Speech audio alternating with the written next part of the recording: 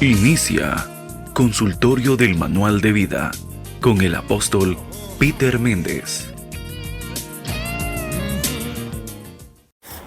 Muy buen día para cada uno de ustedes, mis amados hermanos y amigos que nos siguen a través de esta emisora Happy Radio y de su programa El Consultorio del Manual de Vida. Qué alegría encontrarnos hoy una vez más para continuar aprendiendo de los principios eternos.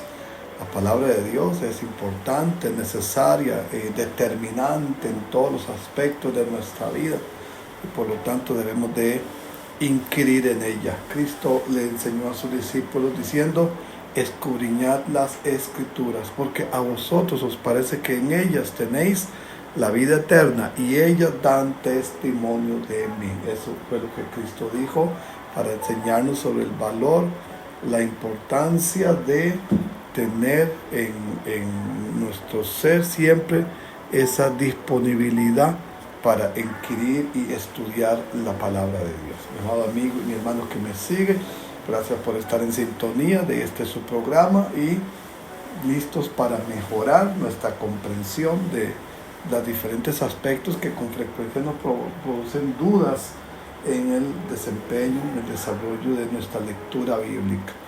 Bueno, hoy tengo una respuesta. Un amable oyente nos hace esta pregunta. Dice así: ¿la única manifestación del bautismo en el Espíritu Santo son las lenguas? Es una pregunta. ¿La única manifestación del bautismo del Espíritu Santo son las lenguas? Y segunda pregunta, dice: ¿qué pasa con las personas de Dios que aún a pesar de su consagración y servicio a Dios no hablan en lenguas? Bueno, este es un tema hermoso, un tema especial que queremos tratar acerca del asunto de las lenguas y del don de lenguas. Quisiera en principio que vayamos con la Biblia, busque su Biblia para que juntos podamos analizar algunos pasajes. Y el primer pasaje que vamos a leer está en Lucas 24:49. Jesucristo habló a sus discípulos diciendo: he aquí yo enviaré la promesa de mi Padre sobre vosotros, pero quedaos vosotros en la ciudad de Jerusalén hasta que seáis investidos de poder desde lo alto. Esta expresión, yo enviaré la promesa de mi Padre sobre vosotros, es la expresión que se utiliza para hablar acerca del derramamiento del Espíritu Santo, una palabra que había sido ya dicha, declarada desde los tiempos de Joel. En los días de Joel, Dios ya había declarado que iba a llegar un momento en el que Él iba a enviar el Espíritu Santo sobre toda carne, sobre toda persona. Y por lo tanto, cuando nosotros leemos la palabra de Dios, dice Joel 2:28: después de esto derramaré mi espíritu sobre toda carne, y profetizarán vuestros hijos y vuestras hijas, vuestros ancianos soñarán sueños, vuestros jóvenes verán visiones, y también sobre mis siervos y sobre mis siervas derramaré mi espíritu en aquellos días. Esta es una expresión que tiene que ver con una promesa. Era una promesa porque el Espíritu Santo todavía no había venido sobre nadie, sobre ninguna persona. La Biblia nos da fe de que en el Antiguo Testamento personas particularmente eran ungidas por el Espíritu Santo para cumplir con una misión determinada. Pero luego, hablando acerca del Espíritu Santo, en Juan 7, versículo 38 dice: el que cree en mí, como dice la Escritura, de su interior correrán ríos de agua viva. Esto dijo del Espíritu que habían de recibir los que creyesen en él, pues aún no había venido el Espíritu Santo porque Jesús no había sido aún glorificado. Era necesario la glorificación de Jesucristo primero, antes de que el Espíritu Santo fuera enviado. En Lucas 24:49 nos dijo: yo enviaré la promesa de mi Padre sobre vosotros. Estaba hablando acerca del Espíritu Santo. Luego, cuando Jesús subió al cielo, en Hechos capítulo 1 dice que Jesús subió desde el monte de los olivos al cielo A partir de esa experiencia, los discípulos se quedaron durante 10 días en Jerusalén y esperando la promesa que el Padre les había hecho. Pero en Hechos capítulo 2, versículo 1 dice así la palabra de Dios. Cuando llegó el día de Pentecostés, estaban todos unánimes juntos, y de repente vino del cielo un estruendo como de un viento recio que soplaba, el cual llenó toda la casa donde estaban sentados, y se les aparecieron lenguas repartidas como de fuego, asentándose sobre cada uno de ellos, y fueron todos llenos del Espíritu Santo, y comenzaron a hablar en otras lenguas según el Espíritu les daba que hablase. Este texto es el texto inicial de esta conversación, porque nos dice en el versículo 3, Hechos 2:3, dice, y se les aparecieron lenguas repartidas como de fuego, asentándose sobre cada uno de ellos.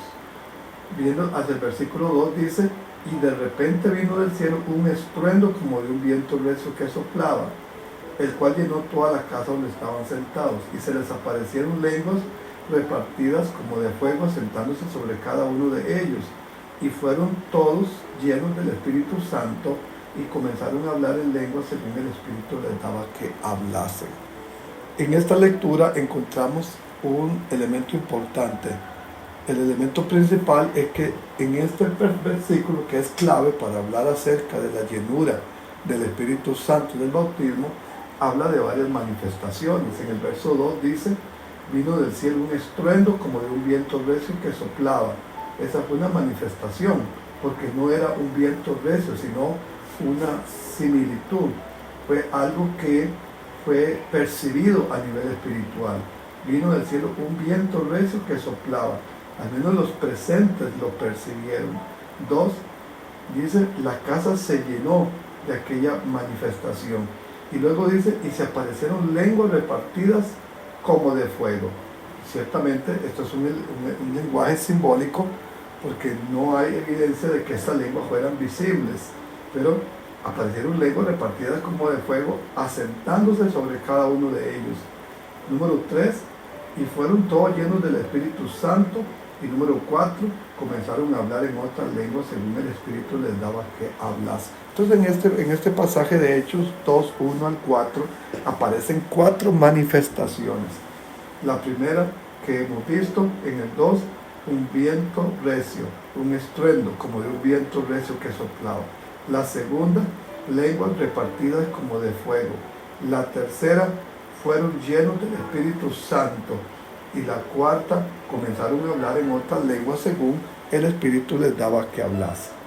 Entonces, respondiendo a la pregunta que este amable oyente nos hace, si la única manifestación del bautismo del Espíritu Santo es el hablar en lenguas, a mí me parece que deben haber más experiencias que únicamente el hablar en otras lenguas. En especial, cuando tenemos que valorar el bautismo como una evidencia de poder. En Hechos 1:8 dice, pero recibiréis poder cuando haya venido sobre vosotros el Espíritu Santo y me serán testigos. Entonces, el principio fundamental de este acto que sucedió en aquel momento de Hechos 2 es que el Espíritu Santo vino sobre la iglesia con el propósito de morar en la iglesia. Cuando nosotros leemos la palabra de Dios, nos dice en 1 Corintios 3:16, ¿no sabéis que sois templo de Dios y que el Espíritu de Dios mora en vosotros? El Espíritu de Dios mora en vosotros. Esa verdad, el Espíritu de Dios mora en vosotros, no es una verdad del Antiguo Testamento, sino una verdad del Nuevo Testamento. El Espíritu Santo ahora morando en la vida de cada uno de nosotros. Ahora en el capítulo 6 de 1 Corintios, en el versículo 19 dice, ¿o ignoráis que vuestro cuerpo es templo del Espíritu Santo, el cual está en vosotros, el cual tenéis de Dios? Entonces el Espíritu Santo está en nosotros. Así que a partir de la manifestación de Hechos 2 en el día de Pentecostés del libro de Hechos, año 33, año 35, tenemos aquí una experiencia en la que el Espíritu Santo vino a morar en la vida de cada persona. Entonces, ¿Qué pasa con las personas de Dios que aún, a pesar de su consagración y de su servicio a Dios, aún no hablan en lenguas? Desde mi punto de vista, estas personas también son llenas del Espíritu Santo, porque el Espíritu Santo ahora mora en su corazón. Entonces, cuando nosotros hacemos teología bíblica, tenemos que tomar todas las herramientas posibles para no desviarnos de la atención. El primer principio importante es que el día de Pentecostés, de Hechos capítulo 2, 1 al 4, con esa manifestación que leemos ahí, el Espíritu Santo hizo su introducción en el corazón de cada persona. Lo que hemos aprendido de la palabra de Dios es que cuando una persona recibe a Cristo como Señor y Salvador, esa persona recibe al Espíritu Santo en su espíritu y a partir de ese momento se convierte en la morada permanente del Espíritu Santo. Entonces, si el Espíritu Santo está dentro de nosotros, en Juan 7:38 dice: de su interior correrán ríos de agua viva. Esto dijo del Espíritu Santo que habían de recibir los que creyesen en Él, porque Jesús no había sido aún glorificado, entonces el Espíritu Santo aún no había venido. Pero cuando el Espíritu Santo vino, Hechos 2, vino con el propósito de quedarse en el corazón de cada una de las personas. Entonces, respuesta concreta.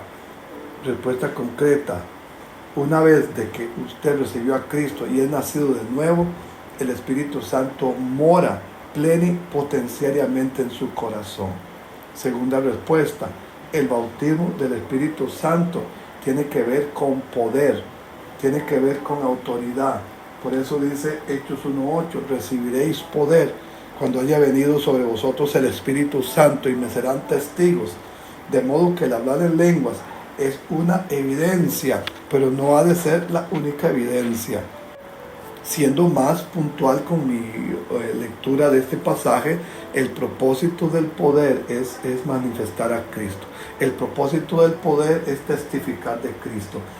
Recibirán poder y me serán testigos en Jerusalén, en Judea, en Samaria y hasta lo último de la tierra. Entonces, cuando nosotros somos llenos del Espíritu Santo, tenemos no solamente la capacidad, sino también la pasión para predicar el Evangelio. Por lo cual, si una persona me dice a mí que habla en lenguas, pero no le predica el Evangelio a ninguna persona, yo tengo muchas dudas de que sea lleno del Espíritu Santo. Si una persona me dice a mí que habla en lenguas, pero no tiene una vida de pasión por el proyecto de Dios, la salvación de las almas, algo ahí es incongruente con el proyecto de Dios, porque dice Hechos 1:8, recibiréis poder cuando haya venido sobre vosotros el Espíritu Santo y entonces me serán testigos. Por lo cual, ¿cuál es el propósito del poder del Espíritu Santo? El propósito es tener poder, recibir poder sobrenatural para testificar del poder de Dios. De modo que si nosotros no testificamos del poder de Dios, pero hablamos en lenguas, no tenemos una vida, digamos, de poder espiritual, pero hablamos en lenguas, pudiera ser que lo que tengamos sea un costumbrismo y no una verdadera experiencia espiritual. La verdadera experiencia espiritual es transformadora. La verdadera experiencia espiritual es visionaria del proyecto de Dios. Nadie puede decir que es lleno del Espíritu Santo sin sentir la pasión que Cristo sintió por las almas. Nadie puede decir que es lleno del Espíritu Santo y habla en lenguas y que no tenga ningún interés por los asuntos del Espíritu, porque si esto es así, tenemos una contradicción con el propósito por el cual una persona recibe esa llenura. Así que probablemente existen muchas personas que son personas de Dios, personas consagradas que le sirven a Dios, que ganan multitudes de vidas para Cristo y que todavía no hablan en lenguas. Y no podemos asumir que porque no hablan en lenguas tienen menos poder si están manifestando el poder de Dios a través del testimonio de Cristo. Por lo cual, cuando nosotros vemos en Hechos 2 el hecho del hablar en lenguas, también vemos otras manifestaciones, lo que nos deja entrever en ese texto de Hechos 2 que han de haber otras manifestaciones importantes en el hecho de ser lleno del Espíritu Santo. Por otro lado, si nos vamos a 1 Corintios capítulo 14, nos dice en el versículo 14:1, seguid el amor y procurad los dones espirituales, pero sobre todo que profeticéis, porque el que habla en lenguas no habla a los hombres, sino a Dios, pues nadie le entiende, aunque por el Espíritu habla misterio. Pero el que profetiza habla a los hombres para edificación, exhortación y consolación. El que habla en lengua extraña a sí mismo se edifica, pero el que profetiza edifica a la iglesia. Quisiera que todos hablasen en lenguas, pero más quisiera que todos profeticen. Luego en el versículo 13 dice, pero el que habla en lengua extraña pide en oración poder interpretarla. Entonces dice en el 15, que pues oraré en el espíritu, pero oraré también con el entendimiento. Doy gracias a Dios, dijo Pablo, de que hablo en lenguas más que todos vosotros, versículo 18. Pero en la iglesia prefiero hablar 5 palabras con mi entendimiento para enseñar también a otros que 10.000 palabras en lengua desconocida. Ahora, estos pasajes que vamos leyendo nos van ayudando a entender este principio. Versículo 22. Así que las lenguas son por señal a los creyentes. Las lenguas son por señal, no a los creyentes, sino a los incrédulos. Pero la profecía, no a los incrédulos, sino a los creyentes. Estos pasajes que leemos nos ayudan a entender entonces otra verdad que debemos valorar. Es que si bien la manifestación del Espíritu puede ser múltiple, el hablar en lenguas es un elemento fundamental de nuestra fe cristiana. Y entonces los que no hablan en lenguas necesitan orar, pedir en oración que el Señor les dé estas lenguas. Ahora bien, hay 2 elementos importantes aquí. El hablar en lenguas es diferente al don de lenguas. Se llama don de lenguas a una facultad milagrosa concedida por el Espíritu Santo a una persona y que corresponde a la capacidad de hablar múltiples idiomas, por decirlo de esta manera. La persona que tiene don de lenguas, por eso es en plural lenguas, porque el Espíritu Santo le usa para dar mensaje en diferentes lenguas. Por lo cual, esa persona que habla en lenguas, dice aquí la palabra, pide en oración poder interpretarla. O que en la conversación, en la adoración, en el culto, en el lugar donde esto ocurre, las personas que interpretan, que tienen don de interpretación de esas lenguas, puedan traer el mensaje profético que las mismas tienen.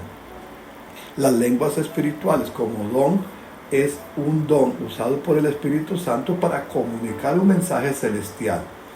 Entonces la persona que tiene el don de lenguas debe tener el don de interpretación de esas lenguas, o alguien en la comunidad de la fe donde está ocurriendo debe tener el don de interpretación para que entonces las lenguas se conviertan en un mensaje entendible para todos los que están en la reunión. De esa manera se pueda tener un mensaje comprensible. En 1 Corintios 14:27 dice, si habla alguna lengua extraña, sea esto 2 o a lo más 3 y por turno, y uno interprete. Y si no hay intérprete, cállese en la iglesia y hable para sí mismo y para Dios. Asimismo los profetas hablen 2 o 3 y que los demás juzguen. Ahora estamos frente a una verdad hermosa. Las lenguas como un medio para la adoración. Las lenguas como una forma de adorar a Dios.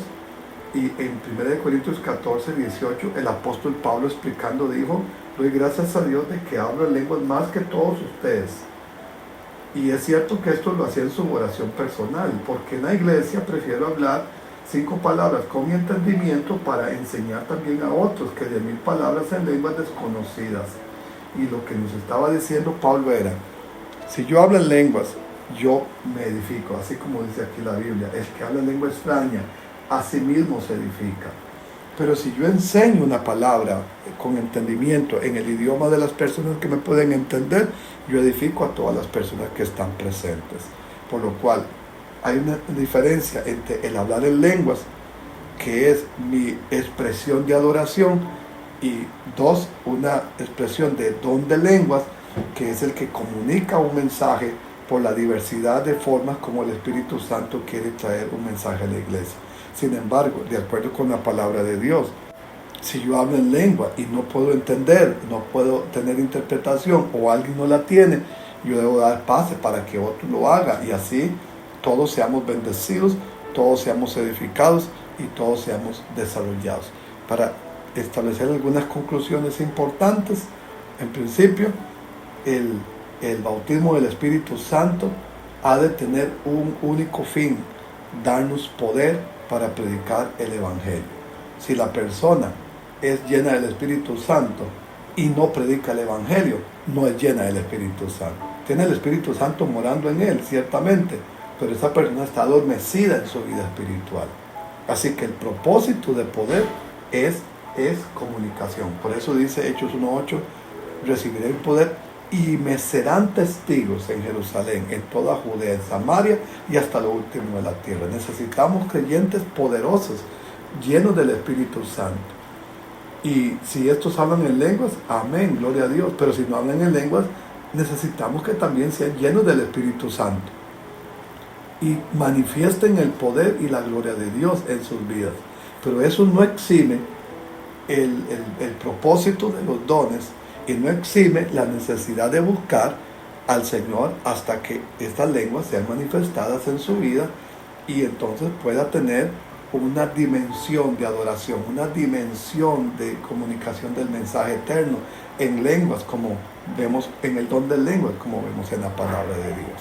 Mi amado hermano y mi amigo que me sigue en su programa, el consultorio del manual de vida, deseo dejar ayuda a este momento hermoso de nuestra vida y de nuestra fe y podamos crecer en el Señor. Un abrazo fraterno y los espero en nuestra próxima entrega. Bendiciones. Hasta aquí hemos llegado por hoy con este tu espacio Consultorio del Manual de Vida con el apóstol Peter Méndez. Les invitamos para el próximo programa puedan enviar sus consultas al WhatsApp 8888-6308 acá en Happy Radio.